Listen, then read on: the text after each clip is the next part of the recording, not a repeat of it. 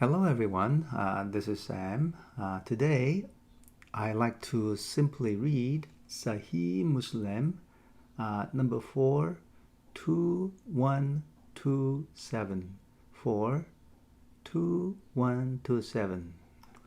Okay, as you see, here is a Sahih Muslim, number 42127. Okay, let's see the classification of this. It says Sahih. Sahih, it means authentic. Authentic, okay? Now for those who wish to read in Arabic, let me show you the Arabic text. Here we go.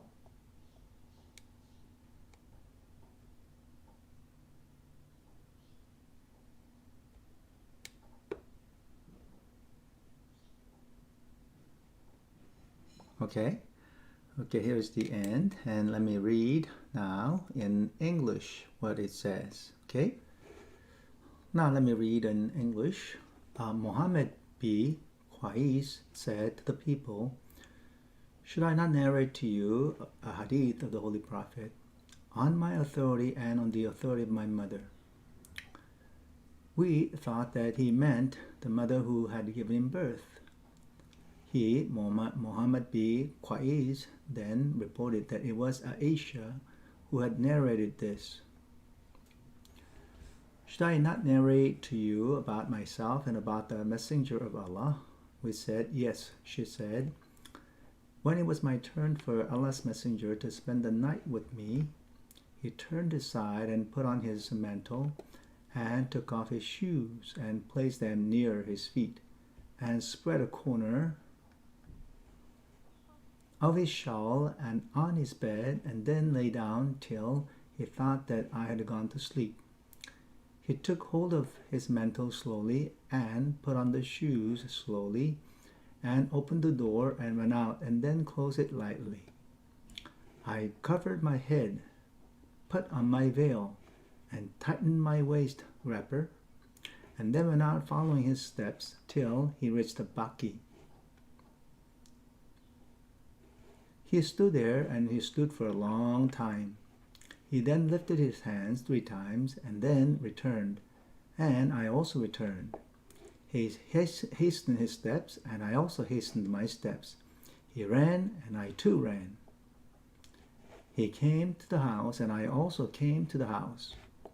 I, however, preceded him and entered the house, and as I lay down in the bed, he, the Holy Prophet, entered the house and said, "Why is it, O Aisha, that you are out of breath?"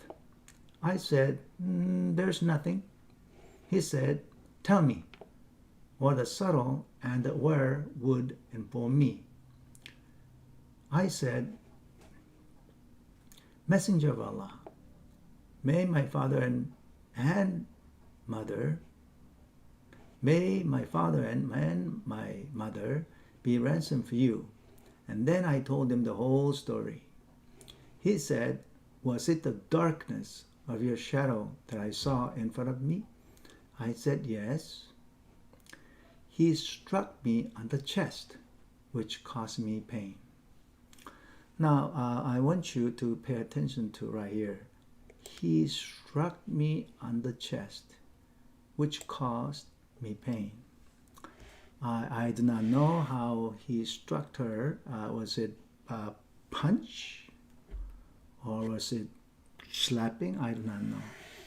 But here Aisha said, he struck me on the chest, which caused me pain. It is very obvious here that Muhammad, he beat his wife Aisha. And when Aisha was hit, she felt, it caused her pain. Well, think about this. Obviously, nothing wrong with this. Why? Because this is consistent with Quran chapter 4, verse 34. Let's take a look at Quran chapter 4, verse 34.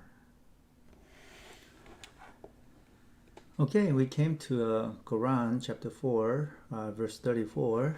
Let me read Pickthall. It says, men are in charge of women. Why? It says, because Allah made it that way, and then also because men spend their money on their wives. But it said, as for those from whom ye fear rebellion. What do? You fear that your wife is not submissive to you, and then you see that they will rebel against you. Then what do? It says three things: admonish them, banish them to the beds apart, and then you see the third thing right here: scourge them.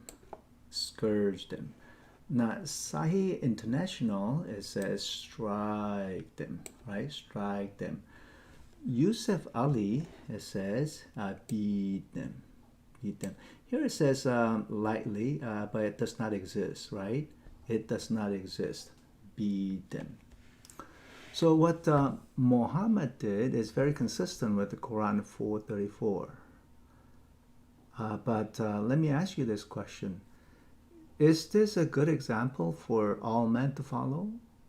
If your wife is rebelling against you, not submissive to you, is this something that we men must follow the example of Muhammad?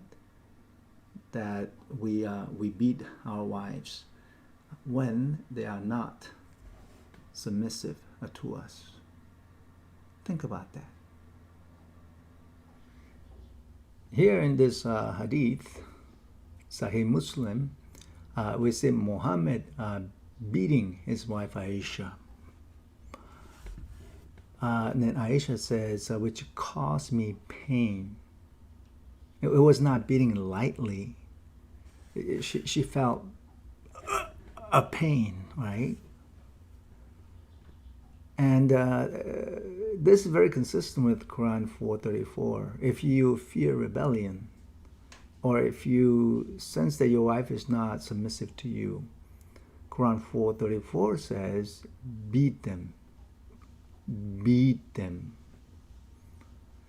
But if you think about it, is that how you treat your wife?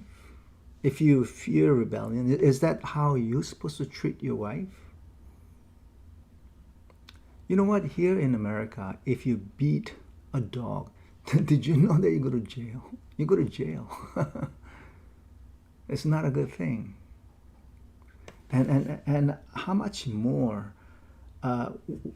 if we fear that our wives are not submissive to us, that means we have to beat them? We have to beat them? No, we are not to beat anyone. We are not to beat our wives. We are to love our wives. We are to support our wives. We are to care for our wives. We need to be considerate to our wives. Not to beat them. Not to beat them. No way. No way. No way we beat our wives. And that is a solution for our marital problems. That cannot be from God. It is not from God. Quran 4:34. Men beat their wives. That cannot be from God.